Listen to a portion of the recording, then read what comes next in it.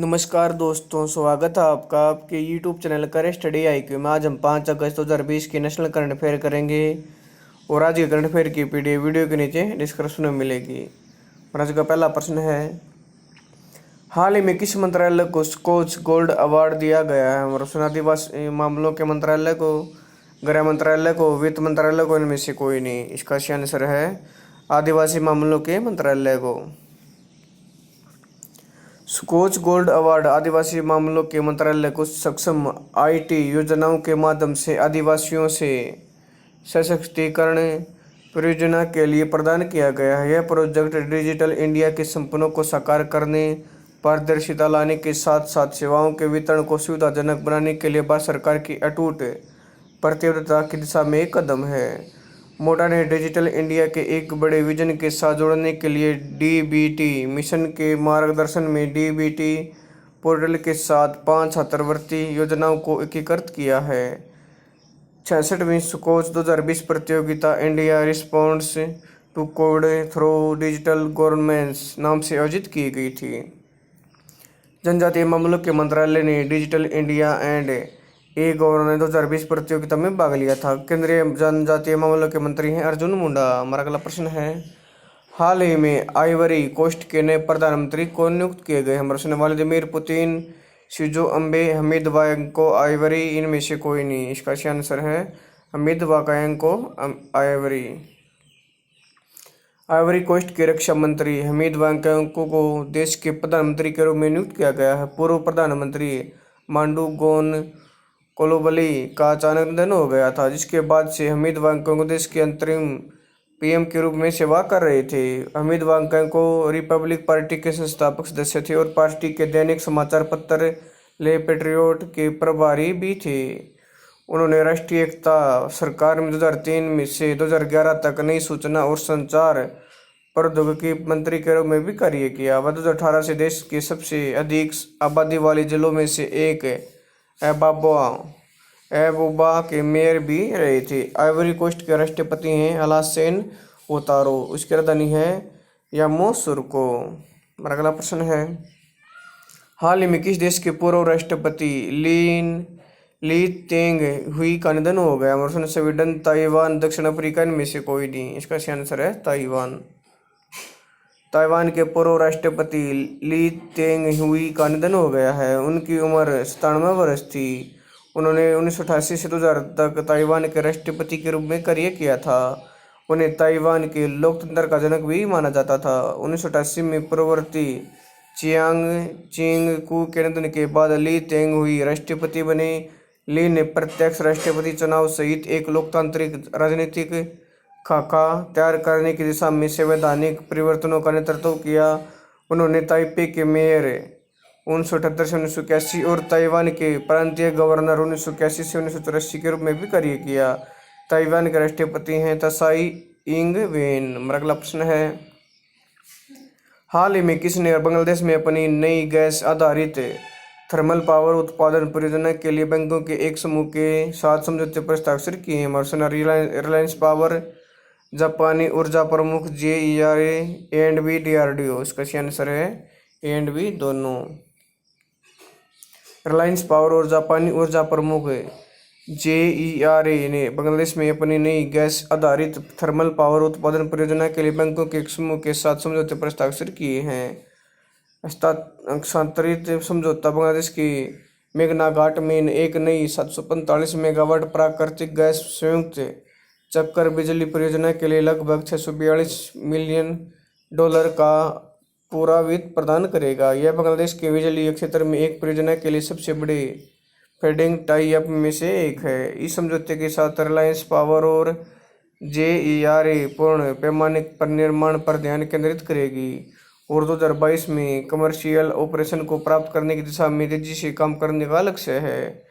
745 megawatt प्राकृतिक gas संयुक्त चक्कर बिजली परियोजना से उत्पन्न बिजली बांग्लादेश पावर डेवलपमेंट बोर्ड के साथ दीर्घकालिक बिजली खरीद समझौते के तहत बेची जाएगी। यह कमर्शियल ऑपरेशन की शुरुआत से 22 साल की अवधि के लिए किया जाएगा। रिलायंस पावर के अध्यक्ष अनिल अंबानी और बांग्लादेश की प्रधानमंत्री हैं शेख हसीना। बांग्लादेश की राजधानी है ढाका, इसकी मुद्रा है टका। हमारा अगला प्रश्न है, हाल ही में एटलस वी रॉकेट के साथ मार्च 2020 पर सर्वेलेंस रोवर मिशन किसने लॉन्च किया? मिशन नासा, यूएलए ने, A&B DRDO। इसका सही आंसर है A&B दोनों, नासा और यूएलए ने। National Aeronautics and Space Administration NASA ने United launch ULA Atlas V rocket के साथ मार्च 2020 पर सर्वेलेंस रोवर मिशन लॉन्च किया है। फ्लोरिडा में कैंप कैनावेरल एयरफोर्स स्टेशन पर स्पेस लॉन्च कॉम्प्लेक्स 41 से मार्च 2020 पर सर्वेलेंस रोवर मिशन शुरू किया गया। पर सर्वेलेंस रोवर नासा के मंगल एक्सप्लोरेशन प्रोग्राम का हिस्सा है, जो लाल ग्रह के रोबोट एक्सप्लोरेशन का दीर्घकालिक प्रयास है। यूएलए एटलस वी कंट्रोवर अपर स्टेज शुरू में मार्च 2020 अंतरिक्ष यान को पृथ्वी के चारों ओर एक पार्किंग कक्षा में रखेगा। नासा ने प्राचीन जीवन के संकेतों की खोज करने और नमूने एकत्रित करके पृथ्वी पर वापस भेजने के लिए मार्च 2020 पर सर्वेलेंस रोवर मिशन की शुरुआत की है। National Aeronautics and Space administration के प्रशासक हैं जिम ब्रेडेनस्टाइन। नासा का मुख्यालय संयुक्त राज्य अमेरिका वाशिंगटन में। अगला प्रश्न है, हाल ही में राज्यसभा सांसद और समाजवादी पार्टी के पूर्व नेता अमर सिंह का निधन कितने वर्ष की आयु में हो गया है? हमारे ऑप्शन 64 वर्ष, 65 वर्ष, 70 वर्ष, 75 वर्ष। इसका सही आंसर है 64 वर्ष। राज्यसभा सांसद और समाजवादी पार्टी के पूर्व नेता अमर सिंह का निधन 64 वर्ष की आयु में हो गया है। पिछले कुछ महीनों से उनका इलाज सिंगापुर के एक अस्पताल में चल रहा था। अमर सिंह समाजवादी पार्टी के महासचिव थे, जिन्हें 2 फरवरी 2010 को मुख्यमंत्री मुलायम सिंह यादव द्वारा पार्टी से निष्कासित कर दिया गया था। हालांकि साल 2016 में इनकी फिर से समाजवादी पार्टी में वापसी हुई। वह समाजवादी पार्टी के समर्थन से साल 2016 में राज्यसभा के लिए चुने गए थे, जिसके बाद उन्हें अक्टूबर 2016 में फिर से पार्टी का महासचिव बनाया गया था। अगला प्रश्न है, हाल ही में विश्व संस्कृत दिवस कब बनाया गया? 3 अगस्त, 4 अगस्त, 5 अगस्त, 6 अगस्त। इसका सही आंसर है 3 अगस्त को।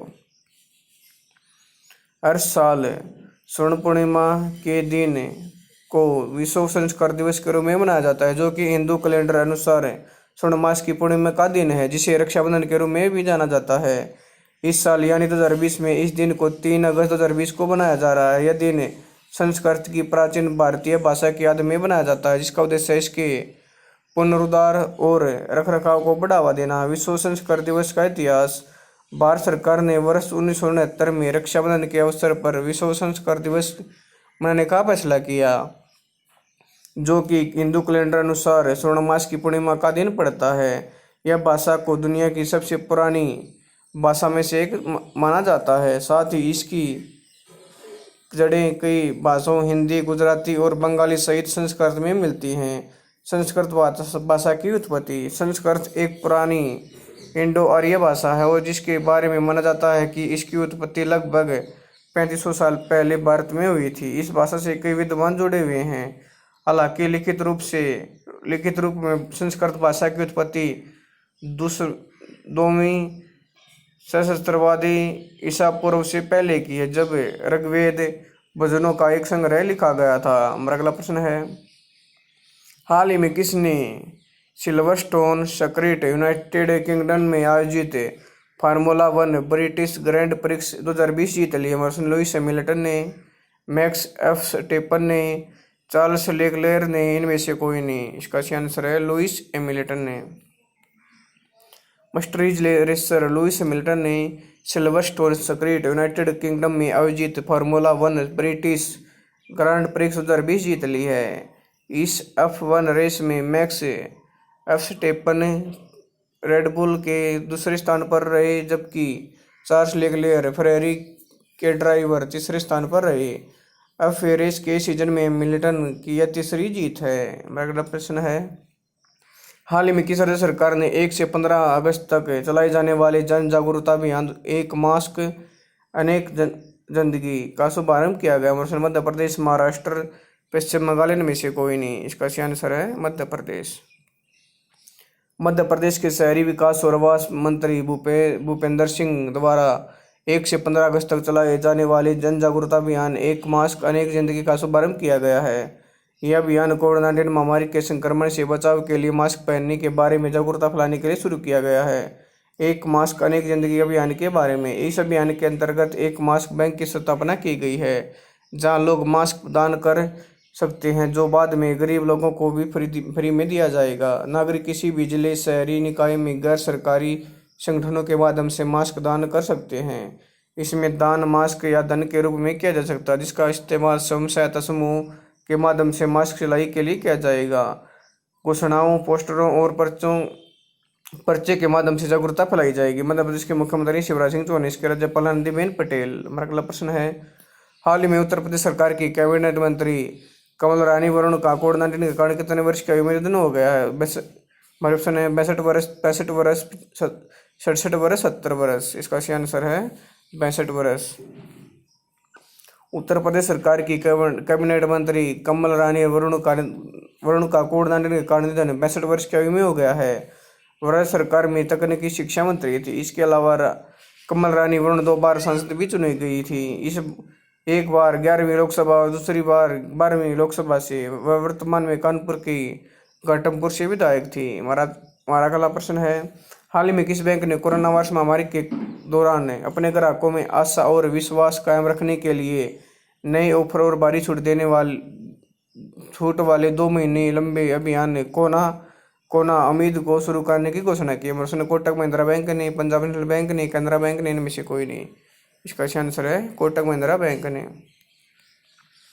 कोटक महिंद्रा बैंक ने कोरोना वायरस महामारी के दौरान अपने ग्राहकों में आशा और विश्वास कायम रखने के लिए नए ऑफर और भारी छूट वाले 2 महीने लंबे अभियान कोना उम्मीद को शुरू करने की घोषणा की है। कोना उम्मीद अभियान के अंतर्गत दिए जाने वाले ऑफर, इस अभियान के तहत बैंक अपने उत्पाद, ऋण, बचत खाते, चालू खाते, कॉर्पोरेट सैलरी खातों के साथ साथ Kotak debit card, credit card पर डिजिटल भुगतान सहित कई अन्य ऑफर एवं डील देगा।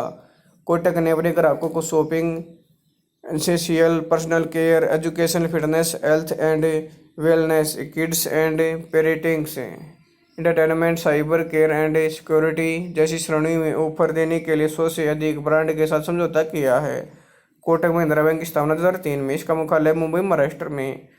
कोटक महिंद्रा बैंक के प्रबंध निदेशक और मुख्य कार्यकारी अधिकारी हैं उदय कोटक। इसकी टैगलाइन है लाइट्स मेक मनी सिंपल। हमारा अगला प्रश्न है, हाल ही में किसने ईजिंग डूइंग बिजनेस फॉर आत्मनिर्भर भारत पर राष्ट्रीय डिजिटल सम्मेलन का उद्घाटन किया? हमारे अमित शाह ने, पीयूष गोयल ने, नरेंद्र सिंह तोमर ने, इनमें से कोई नहीं। इसका सही आंसर है पीयूष गोयल ने। केंद्रीय वाणिज्य और उद्योग मंत्री पीयूष गोयल ने ईजिंग डूइंग बिजनेस फॉर आत्मनिर्भर भारत पर राष्ट्रीय डिजिटल सम्मेलन का उद्घाटन किया है। यह सम्मेलन भारतीय उद्योग परिसंघ द्वारा भारत के कारोबारी माहौल को सुधारने के लिए औद्योगिक नीति एवं संवर्धन विभाग DPIIT department for promotion of investment and internal trade के एक साथ समझौते में आयोजित किया गया। सम्मेलन में निम्नलिखित मुद्दों पर विचार विमर्श किया गया। व्यापार करने के विभिन्न संकेतकों में सरकार द्वारा प्रमुख नियामक सुधार करने, उनके ऑन ग्राउंड कार्यान्वयन का आकलन करने, विभिन्न राज्यों से सर्वोत्तम प्रयासों का प्रसार, निवारण के लिए महत्वपूर्ण नीतिगत मुद्दों और क्षेत्रों और राज्यों में कारोबारी माहौल में सुधार के लिए एक स्थायी कार्य योजना की पहचान करने। दोस्तों, अगर आपको वीडियो पसंद आए तो आप मेरे YouTube चैनल का वीडियो को लाइक करें, चैनल को सब्सक्राइब करो, इसके बेल आइकन को दबा दें ताकि आने वाली हर वीडियो का नोटिफिकेशन आपको टाइम पे मिलता रहे। धन्यवाद दोस्तों।